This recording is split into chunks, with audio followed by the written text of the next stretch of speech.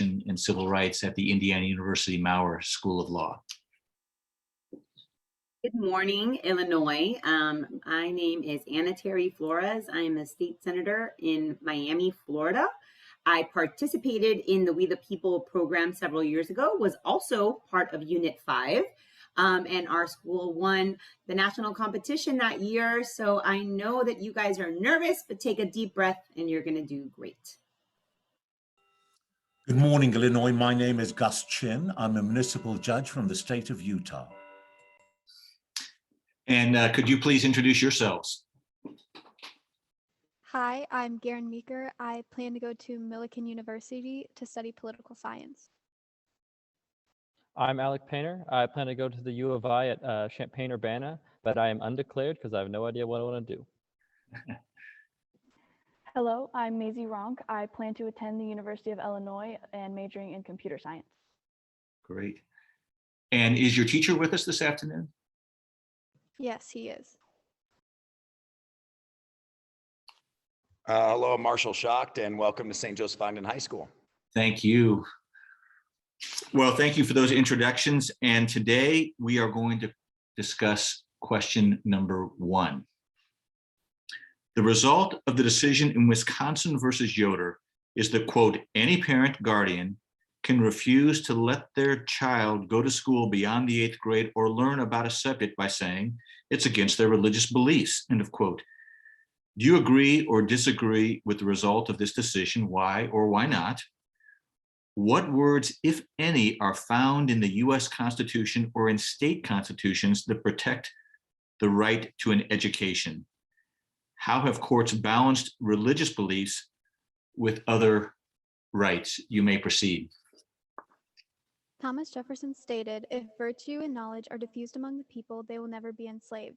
This will be their great security. Every child should have the opportunity to gain a free education, but we understand the limitations put on children due to their religious beliefs.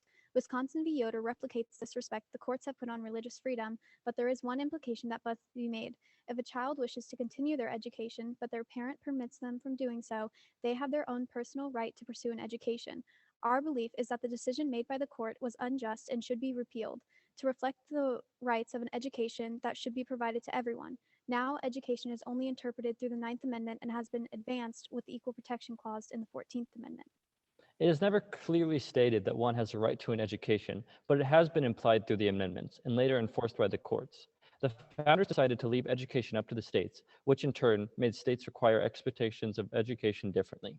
In the state of Illinois, education is listed on Article 10 of our Constitution, and it explicitly states that the state shall provide for an efficient system of high-quality public education institutions and services. Education in public schools through the secondary level shall be free. With the founders' belief that the states shall decide upon the education on their own, states create vastly different laws. However, religion had a significant impact on the founding of our nation. The framers of the Constitution were all religious and inherently rooted our country in religion. Christian values can be seen reflected in the values our nation has impressed on citizens, as well as written into many state constitutions.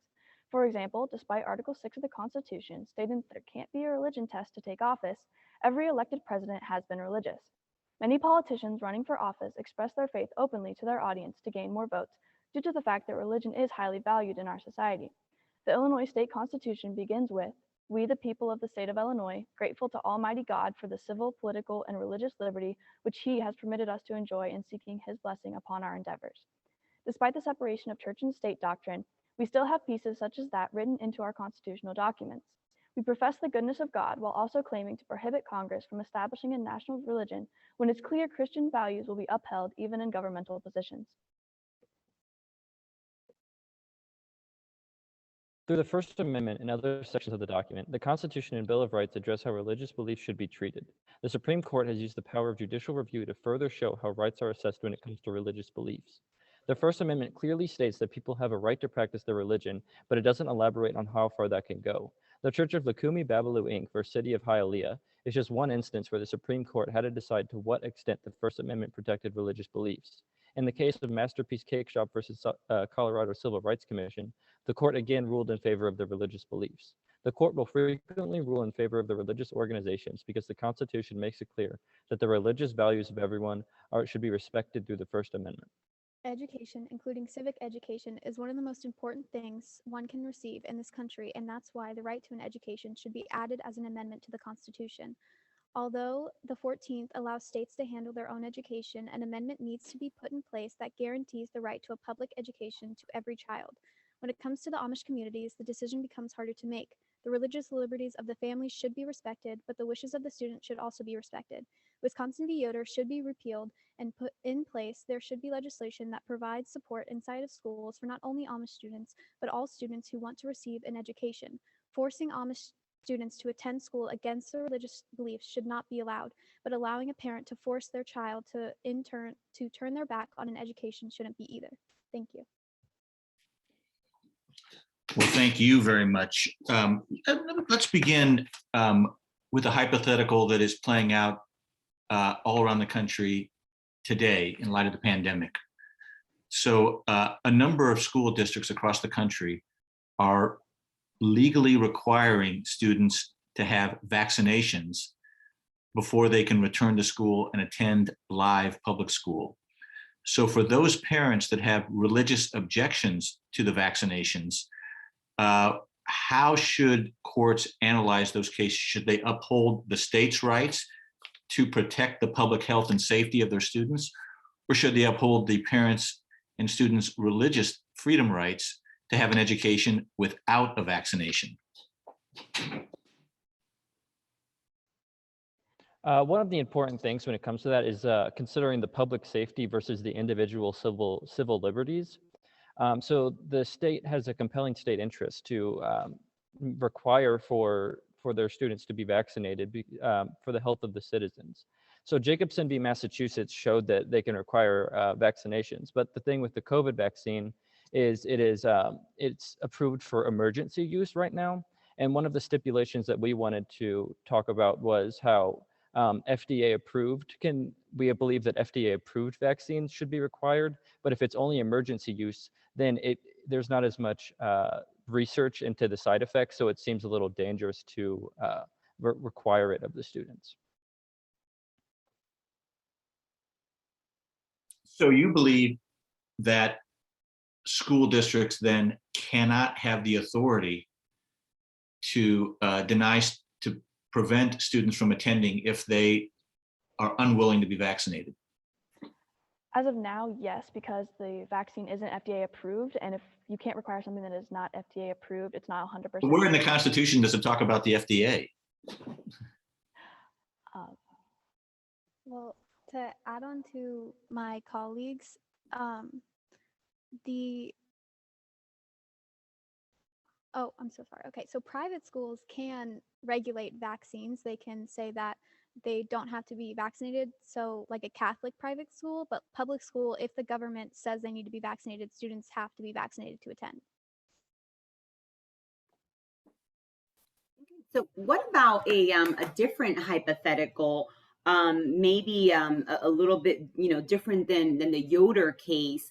If there was a religious sect that had a deeply held belief that girls should not have a formal education outside of their religion, so their deeply held religious belief was that there should be no education for girls.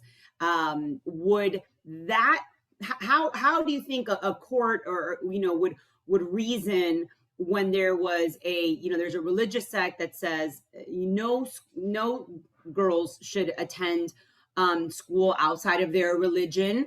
How do you balance that religious right versus potentially the education rights of the young students? I think it would be similar to Wisconsin v. Yoder in the sense that if it's the parent's religion, the student should still have their right to the free exercise clause. So if they don't want to abide by what their parent's religion is, then I feel that they should have the ability to also step away and say, no, I want to further my education. And in order to balance that, I think addressing more student rights in schools would be very beneficial and give students more of an opportunity to pursue their education. So with Wisconsin v. Yoder specifically, we were thinking of, along with our legislation, to put into schools forms of support that can support these families. Because if a child goes against their parents and says that I want to go to high school, even though we're Amish, there might be some difficulty between the parent and the student. So we also want to put support in place where they can get help to be safe in an environment where they can learn and get a good civic education.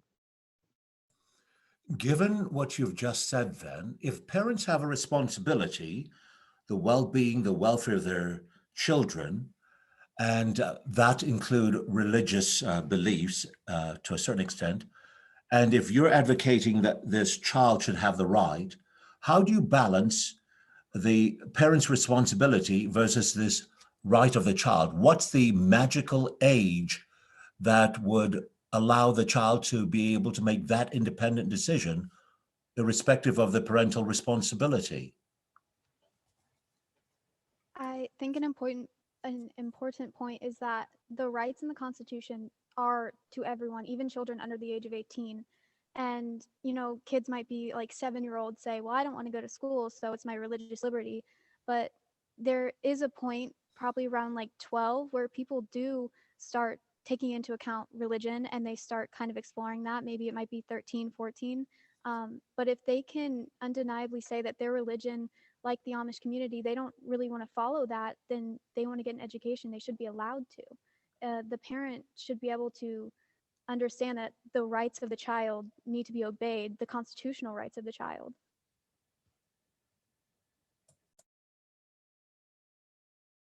Do you believe that the child is capable of making such a decision, an important decision at 7 or 12? They really haven't matured enough. Would you agree or disagree? I would say when it comes to the Amish community and it's considered in 8th grade, I believe, that's around 12 to 13. I think at 12 to 13, it's an appropriate age to be able to make that responsibility if you want to continue your education. Thank you. And so as we're discussing this as it relates to to age, one of the things that a lot of states struggle with is the idea of having, what level of religion, if any, is there allowed at school. So for example, how would you think a court rule as it relates to having a prayer at a graduation, which is a school-sponsored event? And is that any different than having a organization or a religiously held organization have a meeting on school grounds, perhaps after school? How do you think courts would rule on that? Well, in Lee v. Wiseman, there was a rabbi at a graduation, and they argued that that was unconstitutional, and that promoted religious beliefs within the school, and it was a school-sponsored thing. So that a prayer within school, it should not be allowed unless it's student-led and private. That's fine. But if any type of administration or it's school-sponsored, that should not happen. So you've been very strong advocates for religious liberty and freedom of expression. In the Smith case, the court ruled that so long as a criminal law is generally applicable, neutral on its face, does not single out religion, that the government does not have to make a religious accommodation. So in Smith, people who wanted to use peyote for their religious beliefs were still in violation of the criminal law. How do you reconcile, whoops, time up. Okay, so you're saved by the bell. Forget that question. Great question for another day. Congratulations, students, and congratulations to your teacher. Just a well done presentation. And we are just so proud of you. And the judges are going to give you some feedback right now. So thank you, students. Well, I really loved your presentation. I thought it was both very analytical, but also in addition to those cases that you disagreed with, you offered very practical efforts at reform that you thought were appropriate, such as when you mentioned that for those students who would reject their parents' religious beliefs, there needs to be support for those students. And so you were beyond purely the legal doctrines and really getting into the practical aspects of how you grapple in the real world with these very difficult tensions of constitutional rights, parental rights, religious rights, education rights, and then the rights of students. And those are very complex issues. And you were thinking hard about them, running them to the very end on how these things would actually work, and then offering real solutions. Great citations, Masterpiece Cake Shop, Lee versus Wiseman, on and on. So just a really nicely done job. And I hope you're very proud of yourself, and I know your teacher's proud of you as well. And there's a thumbs up, yeah. Yeah, congratulations. I think you all did a very great job. Everyone participated. Everyone had something to add. I like how, you made a distinction between how a student-led, prayer or religious comment would be treated differently than an outsider coming in. And those are those nuances that the courts have used throughout our time to be able to decide these very, very tricky issues. I look forward to you all drafting and helping to work on a national amendment to the Constitution on education. I think that is that's great. And if someone's going to get it done, it's going to be you guys. So again, I thought that was a great way of just kind of dealing with the issue and thinking about it in an out of the box kind of way. Thank you. I do agree with my colleagues. Your approach was unique and very refreshing. I do like the approach of the amendment. I think you'll have challenges under the 10th Amendment, because you had mentioned some of the states are doing a good job with education, but you seem to have given some futuristic thought into what you hope the future will be for your generation. I like the approach that you're giving the rights to children that sort of challenges the parental responsibility. I tend to think most preteens and teenagers will support your position. Most parents will combat it. So you'll have a long haul battle there.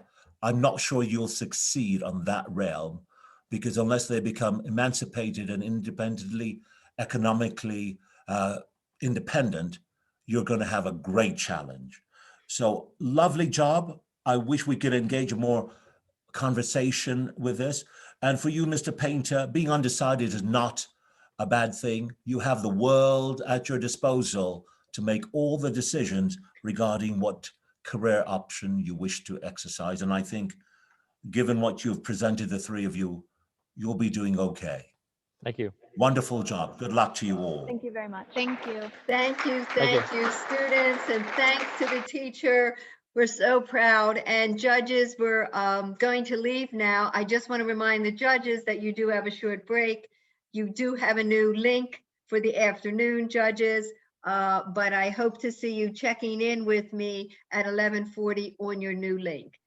Let me know Thank if you you so need much help. for your time, and maybe we'll see you tomorrow, but thank you very much. Take care, Thank Bob. you. Thank Talk you to for you all soon. you do. We really appreciate it. Thank you very Bye, much. students. It was just a lovely, lovely morning to hear you. So good luck. And a Thank special you. treat to have President Lincoln join us as well. Only in Illinois. Only in Illinois. All right, take care.